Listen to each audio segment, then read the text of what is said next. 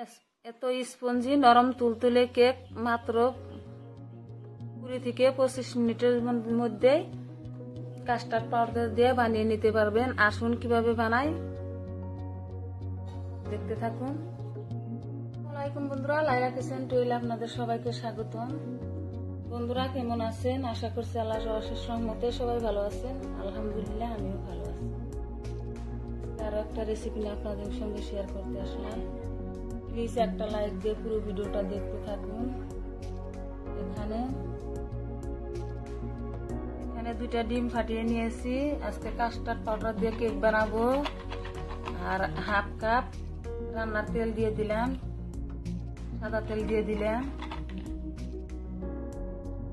পরিমাণ মতো লবণ দিয়ে দিলাম। আপনারা লবণটা স্কিপ করতে পারেন কেকের মধ্যে, আমি লবণটা দিয়ে দিলাম। লবণটা দিলে আমার কাছে ভালোই লাগে। এখানে চিনি নিয়েছি আমি, আমার পরিমাণ মতো নিয়েছি, আপনারা আপনাদের পরিমাণ মতো নেবেন। হাফ বাটি চিনি দিয়ে দিলাম। চিনিটা আগে থেকে মিক্সিতে গুঁড়ি করে নিয়েছি।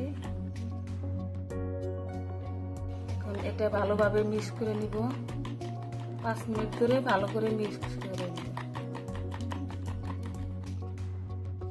বন্ধুরা। পুরো 5 মিনিটের মতন ডিমটা ভালোভাবে মিক্স করে নিয়েছি। এখন দিয়ে দিব আমি এখানে ময়দা নিয়েছি 1 বাটি। অল্প অল্প করে ময়দা মিক্স করে দিব।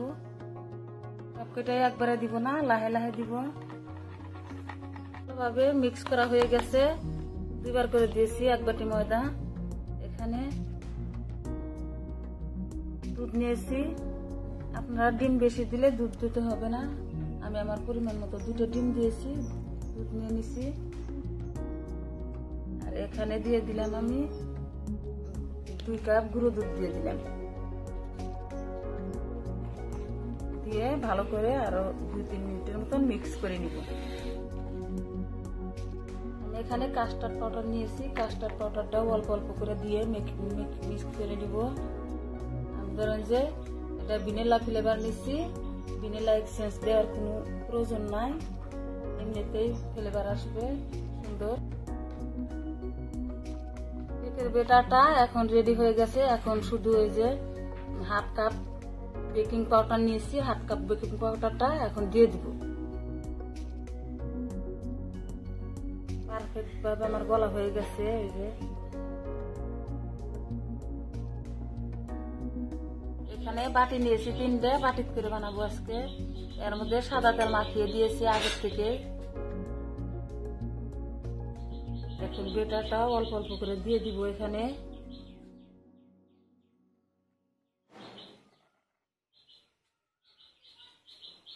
এইভাবে করে 3টে বাটিতে দিয়ে দিব। এই যে আমি 3টে বাটির মধ্যে অল্প অল্প করে ঢেলে নিয়েছি। এখন এইভাবে চাকা দিয়ে দিব, ভিতরে হাওয়া থাকলে বের হয়ে যাব। একটা কারা বসিয়ে দিয়েছি, কারাতে একটা স্ট্যান্ড দিয়েছি। 10 মিনিটের মতন গরম করে নিয়েছি। এখানে একটা থালা দিয়ে দিব। থালা দিয়ে এখানে বসিয়ে দিব। সমান করে দিয়ে রেখে দিলাম। 10-15 মিনিট পরে ফিরে আসতেছি। প্রায় 25 মিনিট পর ফিরে আসলাম। লাহে লাহে হালকা আছে জাল দিলাম।